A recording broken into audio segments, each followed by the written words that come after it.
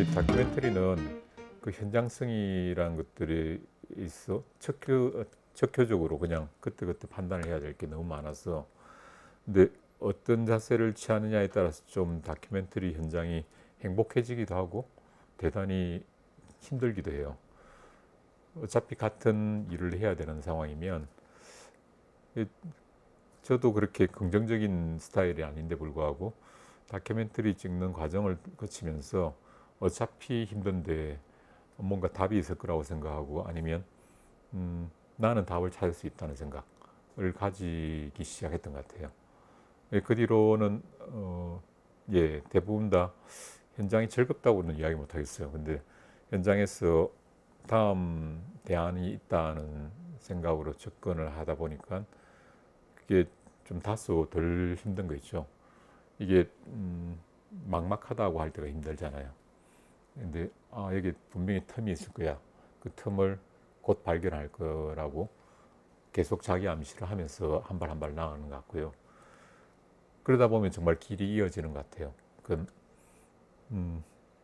이거 안 되라고 하면 정말 적게 되거든요. 근데 그 안에 다음이 있을 거라고 생각하면 분명히 다음이 있는 것 같아요. 사실은 이제 촬영을 하는 가운데 중간에 못 찍는 상황들이 참 많이 나오죠.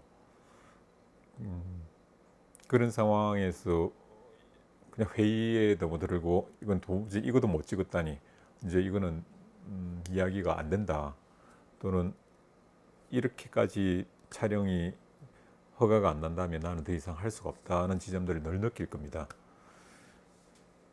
근데 그때 계속 자기가 자기 암시로 자기를 좀 버텨줘야지 다음을 기약할 수 있는데, 접는 건 한순간이고 너무 쉽거든요. 근데 이걸 이어가서 이야기까지 끝낸다는 것들은 그런 멘탈들도 요구를 한다고 봐요. 그냥 버티기가 아니라 뭔가 답이 있을 거라고. 오죽했으면 나 같은 경우에서도 뭐 기류에서를 찍으면 기류에서 혼자 법당에 가서, 제가 종교가 따로 없는데 뭐 좀 왜 이러시냐고 좀 나한테 기회를 줘야 되는 거 아니냐, 내가 좋은 뜻을 찍으려는데, 이런 식의 부처님한테 호소를 하기도 했고, 호스피스에서도 또 거기에서는 기도실이 있는데 가톨릭 재단이었어요. 그래서 그 안에서 무릎 꿇고 정말 저한테 뭔가 저를 쓸 일이 있으시다면 쓰시라고, 안 그렇다면 차라리 사인을 달라, 내가 나갈 테니까, 이렇게 솔직히 혼자서 스태프들은 어디 갔나 하고 있을 때 그런 데 가서 하소연하기도 하고 했어요. 그거는 아마 어떤 다큐 감독들도 겪는 문제라고 봐요. 다만 그렇게 했으라도 버텨낼 건지 포기할 건지, 포기는 쉽고 버티는 건 어려워요. 버틴다면 그건 긍정적인 게 좋다. 어차피 버텨야 되니까 웃으면서 버티자. 이런 게 팀 내에서도 좀 공유가 되면 그나마 좀 낫거든요. 그래서 좀 다 어렵다는 것. 누구도 쉽게 가는 사람 거의 없다. 누구나 다 멱살도 잡히고 욕은 자주 듣고, 내 촬영하고자 하는 의지는 점점 줄어들고, 그런 상황을 반복한다는 건 누구나 알고 있으면 좋겠고, 그 가운데서 자기가 그 뜻을 잘 보여주고 싶다는 그 의지가 남는 거죠. 그 힘든 거에 대해서는 정말 이해해요. 다 그런 것 같아요.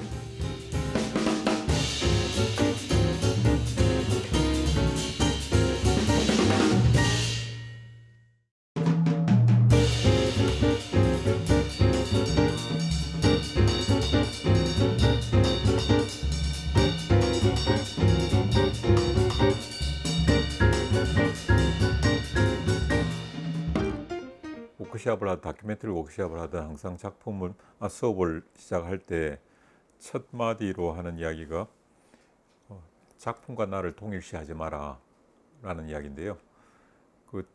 그게 참 어렵죠. 내 작품이 나의 자식을 떠나서 거의 나의 분신 같기도 하고, 이게 잘못됐을 때 내가 잘못된 느낌이고, 이게 모자랄 때 내가 모자란 느낌, 그런 느낌을 많이 받죠. 특히 뭐 시나리오 비평 같은 걸 할 때 그 평상심을 유지하는 학생들이 힘들죠. 대부분 다 시나리오 비평을 하는데 나를 비평하는 것처럼 보이는, 비판한 것처럼 보이기까지 하죠. 그래서 얼굴 상태가 안 좋아요, 표정이. 작품과 자기를 동일시하면 할수록 좀 비참해지는 것 같아요.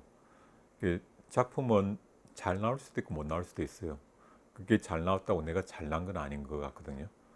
또 그 작품이 모자란다고 내가 모자라는 건 아니라는 것. 이 작품과 나를 동일시하지 않고 분리하면 할수록 훨씬 더 편안해진다는 거죠. 동일하게 촬영 현장에서도 내가 멱살 잡히고 내가 뺨도 맞은 적도 있는데 그런 것들이 나에 대한 공격이 아니라는 걸 빨리 자기와 작품을 좀 분리를 해버려야지 그 스트레스에서 좀 벗어날 수 있는데, 이게 나에 대한 모욕이야 또는 나에 대한 공격이야 이런 생각을 하면 할수록 위축된다는 문제가 있습니다. 그러니까 이 분리 작업은 우리 일상에서나 인생에서도 되게 중요한 부분이라고 생각하거든요. 그 나의 행동들과 나를 모든 걸 다 동일시해 버린 순간 이 사람이 위축될 수밖에 없죠. 경직되고. 근데 이걸 조금은 분리할 필요가 있는 게 나에 대한 비판이나 공격이나 이런 모든 요소들이 자기화시키면 시킬수록 나는 상처받는 갈대처럼 돼버린다는 거죠. 그래서 조금 더 그 부분을 성숙된다는 부분들이, 그게 자기를 객관화시킨다든가 다소 상황과 사람을 분리할 수 있다는 것들인 것 같아요. 그래서 특히 작품은 자기 동일시를 좀 안 했으면 좋겠어요. 나를 표현하는 수많은 방식의 표현들 중에서 이 작품 그 중에 하나라고 자꾸 자기 암시를 해야 될 것 같거든요. 이거는 나의 절대적인 작품이야 라고 생각할수록 나는 점점 더 작아지는 것 같아요. 어떤 절대적인 작품도 없다고 봐요. 그냥 자기 그 시대 그 나이대에 자기 표현의 한 부분이겠죠. 내가 그 수준의 그때 그 정도의 사람이었던 거고, 지금의 나는 또 다른 사람일 수밖에 없고, 사람은 끊임없이 변하잖아요. 그래서 그때 나의 시선에서 그때 볼 수 있는 전부가 그 정도다. 그 이야기는 작품을 할 때도 그랬는데, 내가 뭔가 대단한 이야기를 하려 하지 말고 내가 할 수 있는 이야기, 내 눈높이에 내가 잘 알고 있고 내가 앞으로 들어가면 들어갈수록 더 많이 보여줄 수 있을 만한 그런 이야기 쪽으로 작게 만드는 게 나은 것 같고, 너무 거창한 어떤 아젠다를 가지면 가질수록 그 괴리가 생기거든요. 그래서 자기 동일시란 부분들은 우리 예술가들은 이 자기를 보호하기 위해서라도 꼭 필요한 것 같아요. 뭐 선생이 학생한테 비판을 하는 문제, 동료가 나에게 비판하는 문제, 더 나아가서 내 작품이 밖으로 상영이 되고 비평가들이 비판하는 이 모든 것에서부터 오로지 지킬 수 있는 사람은 자기밖에 없어요. 감독. 그래서 일단 보호막을 두껍게 하는 방식도 있겠지만 그 비판과 나는 작품과 나는 동일하지 않아. 나의 필린 중에 하나야. 그 필린이 공격받는다고 나를 공격하는 건 아니야. 이걸 계속 자기 암시를 해야 된다. 예술가들은 이렇게 좀 섬세하잖아요. 그래서 그 공격들이 오래오래 이렇게 되새김질 되는 경우도 많거든요. 그거는 자기가 결국은 자기한테 심은 상처가 되겠죠. 남들은 그냥 물에 던진 건데 내가 마침 개구리가 돼버린 상황과 비슷하다는 거죠. 그래서 우리는 개구리는 그 돌에 죽을 수도 있겠지만 사람인데, 그리고 그거는 특히나 내가 작품을 만들고 이미 떠나버린 시간인데, 이 작품과 나를 동일시하지 않는 이 습관들은 오랫동안 작품을 하는 데 있어서 중요한 태도 같아요.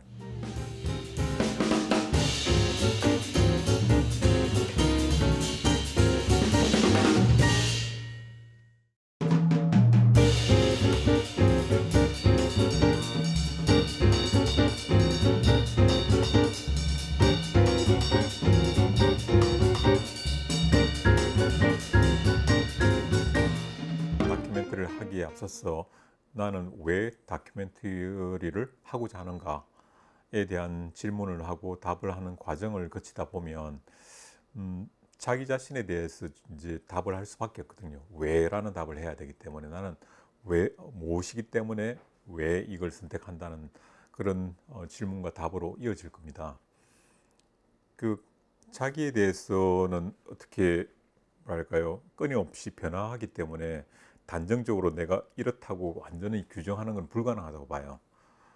그러면 나는 그냥 이럴 수도 있고 저럴 수도 있는 존재냐? 그렇지는 않거든요. 나의 능력도 그렇고 나의 경량성도 그렇고 기호도 그렇고 내가 바라는 꿈도 그렇고요. 이건 변화는 하기는 하지만 그래서 나는 나를 잘 모르겠고 그냥 이렇게 저렇게 살다 보면 규정이 되겠지라고 한다면 그거는 조금 오류가 있는 게 있죠.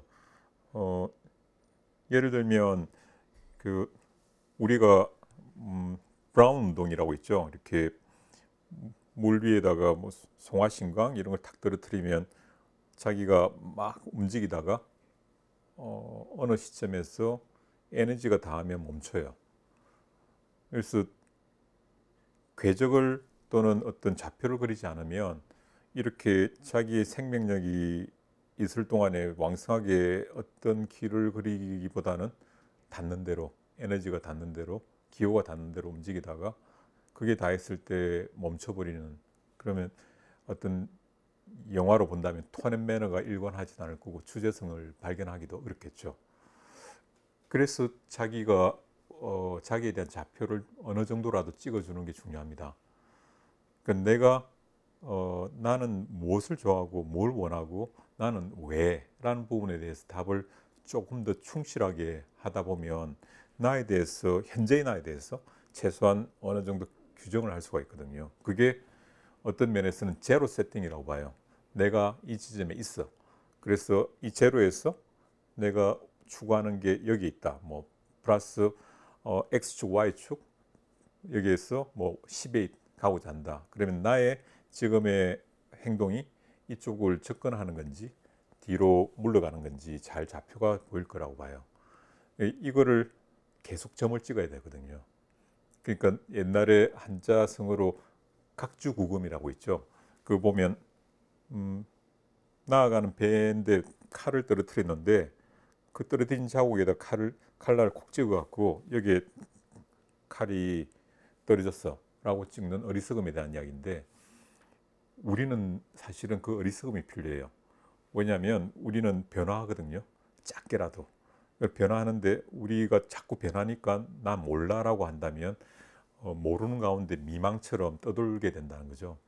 그런데 지금의 시점에서는 이 지점이 제로 포인트야 라고 자기 스스로를 규정하고 좌표를 찍어 놓으면 내가 가고자 하는 것도 보이고 내가 물러서는 것, 내가 쉬는 것, 내가 하는 의미들이 그 꿈과 연결돼서 어느 정도 실선이라도 점선이라도 찍을 수가 있거든요. 그 모든 인생이 다 그렇게 계획적이 되고 뭐 이렇게 좌표를 명확하게 찍고 이런 게 중요하진 않는데 내가 꿈을 가졌다면 그게 중요해요. 내 꿈은 정말 신기루처럼 사라질 수가 있거든요. 근데 그걸 계속 규정을 해내고 숏컷을 찾고 또 내가 지금 있는 좌표의 거리를 좁히는 그 노력의 가운데서 그 꿈에 다가가는 것 같은데, 언제가 꿈은 이루어질 거야 라는 막연한 생각들은 그 꿈하고는 상관없는 것 같아요. 그냥 내가 그 꿈을 꾼다는 것 자체가 스스로를 위안해 줄 뿐이지 그 꿈 자체가 나를 다가가게 해주지는 않는다는 거죠.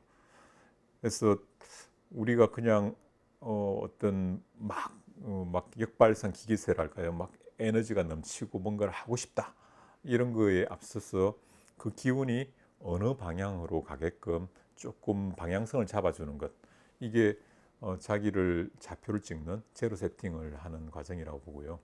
그걸 제대로 찍어 나면 좀 같이 놀아도 괜찮아요. 왜냐하면 노는 게 자기가 어느 지점에서 있는 건지를 규정해 줄 테니까요. 그래서 조금씩 하면 좌표를 찍고 또 움직이고 또 좌표를 찍고 또 움직이고, 이 과정들이 나중에 보면 내가 막연하게 뛰다가 뭔가 꿈을 얻는 거하고는 너무나 큰 차이로 결과를 내줄 거거든요. 그래서 나 자신을 전부 다 안다는 것은 불가능하고 나의 심리 상담을 통해서 나 자신이 뭐라고 규정하는 것도 불가능해요. 다만 내 꿈과 관련해서만큼은 나를 제로 세팅을 해주면 그것과 점선들이 아주 미약하게나마 연결이 되고 그게 나를 엉뚱한 시간에 에너지를 썼는데 문제를 좀 해결해 주는 시간을 가져요.